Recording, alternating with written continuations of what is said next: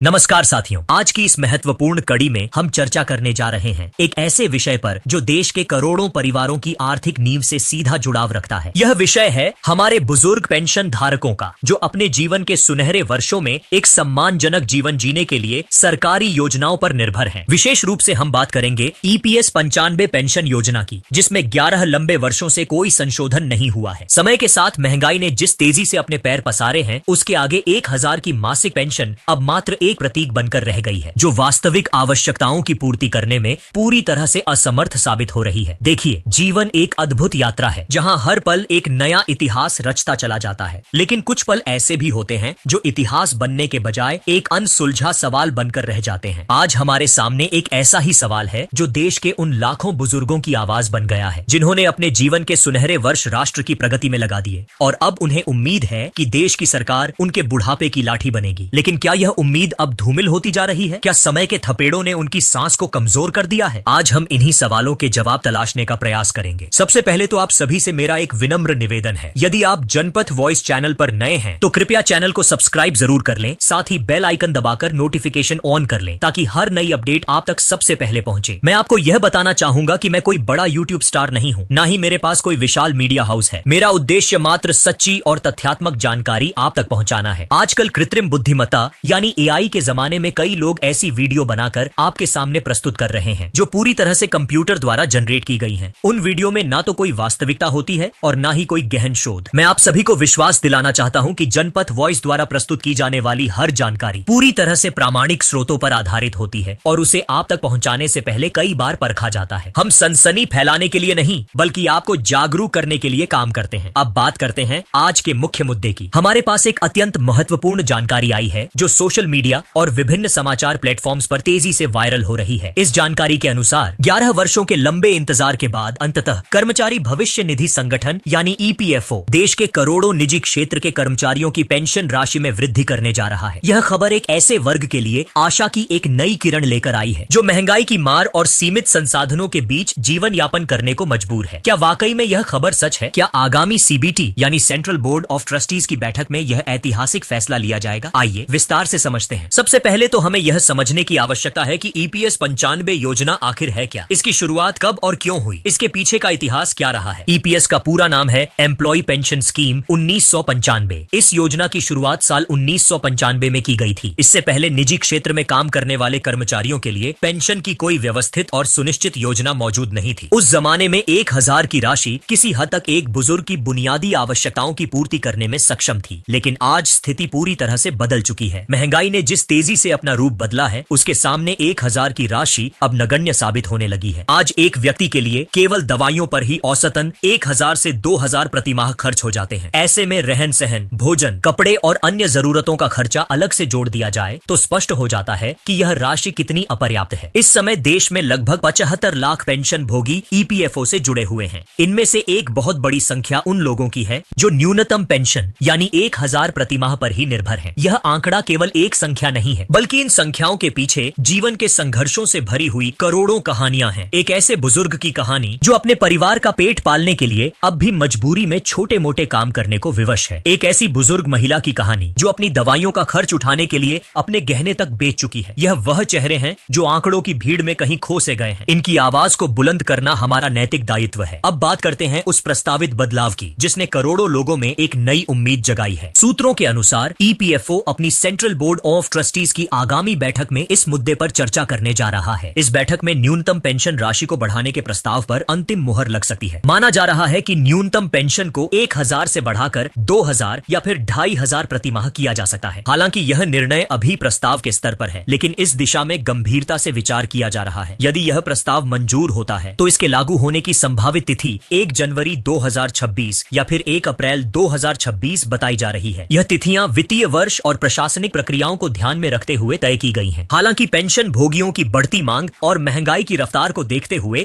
यह आवश्यक है कि यह बदलाव जल्द से जल्द लागू किया जाए। 11 साल का इंतजार पहले ही बहुत लंबा हो चुका है। इस प्रस्तावित बदलाव के पीछे सरकार की क्या भूमिका है और इसका वित्तीय प्रभाव क्या होगा? जैसा कि हमने पहले चर्चा की, पेंशन कोष में कर्मचारी और नियोक्ता दोनों का योगदान शामिल होता है, लेकिन इस कोष के प्रबंधन और संचालन की जिम्मेदारी सरकार पर होती है। पेंशन राशि में वृद्धि का सीधा असर सरकार के वित्तीय बोझ पर पड़ेगा। कुछ अनुमान अनुमानों के मुताबिक यदि न्यूनतम पेंशन को 1000 से बढ़ाकर 2000 किया जाता है तो सरकार पर प्रतिवर्ष लगभग 1000 करोड़ का अतिरिक्त वित्तीय भार पड़ सकता है। यह राशि कोई छोटी मोटी नहीं है, लेकिन फिर भी केंद्र सरकार ने इस ओर संकेत दिए हैं कि कर्मचारियों के हित में यह खर्च उठाया जाएगा। श्रम मंत्रालय के वरिष्ठ अधिकारियों का मानना है कि यह कदम देश के निजी क्षेत्र के कार्यबल की सामाजिक सुरक्षा को मजबूत करेगा और उनमें भविष्य को लेकर एक नया आत्मविश्वास और स्थिरता का संचार करेगा। अब सबसे महत्वपूर्ण सवाल यह उठता है कि यदि पेंशन राशि में वृद्धि होती है तो कर्मचारियों को इसका लाभ लेने के लिए क्या करना होगा? क्या उन्हें किसी लंबी और जटिल प्रक्रिया से गुजरना पड़ेगा? जी नहीं, ईपीएफओ ने इसके लिए एक सरल और सहज प्रक्रिया तैयार की है। पेंशन राशि में वृद्धि के बाद कर्मचारियों को किसी विशेष प्रक्रिया से नहीं गुजरना होगा। सेवानिवृत्ति के बाद उनके सामने आर्थिक अनिश्चितता का एक गहरा अंधेरा छा जाता था। इसी समस्या के समाधान के लिए तत्कालीन सरकार ने इस योजना को लागू किया था। इस योजना का मुख्य उद्देश्य था निजी क्षेत्र के कर्मचारियों को सेवानिवृत्ति के पश्चात एक स्थिर और निश्चित आय का स्रोत प्रदान करना, ताकि उनका बुढ़ापा आर्थिक तंगी से मुक्त रहे। इस योजना के तहत कर्मचारी और नियोक्ता दोनों मिलकर एक निधि में योगदान करते हैं। कर्मचारी की मूल वेतन और महंगाई भत्ते के कुल योग का 12% हिस्सा इस कोष में जमा किया जाता है। इस 12% में से 8.33% राशि सीधे पेंशन कोष में ट्रांसफर हो जाती है। शेष राशि प्रोविडेंट फंड में जाती है। इस पूरी प्रक्रिया का संचालन और नियमन कर्मचारी भविष्य निधि संगठन यानी ईपीएफओ के द्वारा किया जाता है, जो केंद्रीय श्रम एवं रोजगार मंत्रालय के अधीन एक वैधानिक निकाय है। अब सवाल उठता है कि आखिर इस योजना में संशोधन की आवश्यकता क्यों महसूस की जा रही है? इसका सीधा और सरल जवाब है बदलता आर्थिक परिदृश्य और महंगाई की बढ़ती दर। साल 2014 में अंतिम बार इस योजना में संशोधन किया गया था। उस समय न्यूनतम पेंशन राशि 1000 प्रतिमाह निर्धारित की गई थी। ईपीएफओ स्वचालित रूप से उनके डाटा और सेवा रिकॉर्ड के आधार पर नई पेंशन राशि को लागू कर देगा। हालांकि कर्मचारियों के लिए यह अत्यंत आवश्यक होगा कि उनके सभी दस्तावेज जैसे कि केवाईसी, बैंक खाते का विवरण और सेवा संबंधी रिकॉर्ड ईपीएफओ की आधिकारिक वेबसाइट पर पूरी तरह से अपडेट हो। इससे यह सुनिश्चित हो सकेगा कि बढ़ी हुई पेंशन की राशि बिना किसी देरी के सीधे उनके बैंक खाते में जमा हो जाए। यदि कोई कर्मचारी अपनी सेवा की पुरानी जानकारी को अपडेट नहीं कर पाया है तो उसे घबराने की आवश्यकता नहीं है। ईपीएफओ की वेबसाइट के माध्यम से या फिर अपने नजदीकी क्षेत्रीय कार्यालय में जाकर यह प्रक्रिया आसानी से पूरी की जा सकती है। ईपीएफओ ने इस संबंध में एक सहायक और उपयोगकर्ता अनुकूल इंटरफेस विकसित किया है, जिसकी मदद से कोई भी व्यक्ति बिना किसी परेशानी के अपने दस्तावेजों को सत्यापित और अपडेट कर सकता है। इस प्रस्तावित बदलाव के दूरगामी लाभ क्या होंगे? इसका सबसे स्पष्ट और सीधा लाभ यह होगा कि सेवानिवृत्त हो चुके और भविष्य में सेवानिवृत्त होने वाले लाखों कर्मचारियों को बेहतर वित्तीय सुरक्षा मिलेगी। उनके जीवन स्तर में सुधार आएगा और वे महंगाई के दबाव को बेहतर ढंग से संभाल पाएंगे। इसके अलावा यह कदम युवा पीढ़ी के बीच निजी क्षेत्र की नौकरियों के प्रति आकर्षण और भरोसा बढ़ाएगा। अक्सर देखा गया है कि युवा सरकारी नौकरियों की ओर इसलिए आकर्षित होते हैं क्योंकि उनमें सेवानिवृत्ति के बाद सुरक्षा का भाव होता है। यदि निजी क्षेत्र में भी पेंशन और अन्य लाभों में सुधार होता है तो युवाओं का रुझान इस ओर बढ़ेगा, जिससे देश के आर्थिक विकास को गति मिलेगी। इसके साथ ही यह फैसला सामाजिक समानता और आर्थिक न्याय की दिशा में एक महत्वपूर्ण कदम साबित होगा। यह संदेश जाएगा कि सरकार निजी क्षेत्र के कर्मचारियों को भी उतना ही महत्व देती है जितना कि सरकारी क्षेत्र के कर्मचारियों को। इससे एक समावेशी समाज के निर्माण में मदद मिलेगी, जहां हर वर्ग को समान अवसर और सुरक्षा प्राप्त हो। निष्कर्ष के तौर पर कहा जा सकता है कि ईपीएफओ का यह प्रस्ताव यदि मंजूरी प्राप्त कर लेता है तो यह देश के निजी क्षेत्र के कर्मचारियों के लिए